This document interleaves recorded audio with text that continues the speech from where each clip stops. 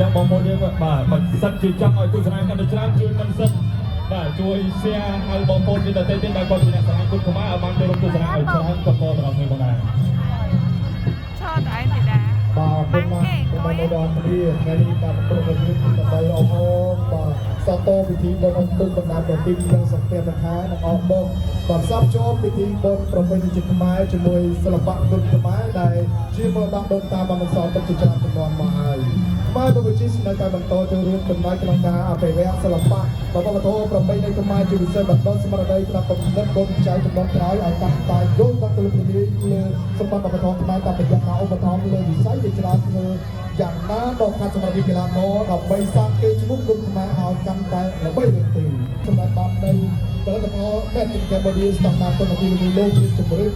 ជាច្រើនបណ្ដាជាប្រភេទក្រាបៀទៅត្រូវមានជាប់ទៅសម្រាប់និងពិសាជាដើមដែលអាចគ្រប់គ្រងតម្រូវការការប្រើប្រាស់របស់ប្រជាជនខ្មែរគ្រប់កលៈទេសៈនិងមានសមត្ថភាពក្នុងការប្រកួតប្រជែងជាមួយប្រទេសបរទេសបីទៅបីនេះខ្មែរបព្វជិះបានមកចេញឧទាហរណ៍ក្រាបៀ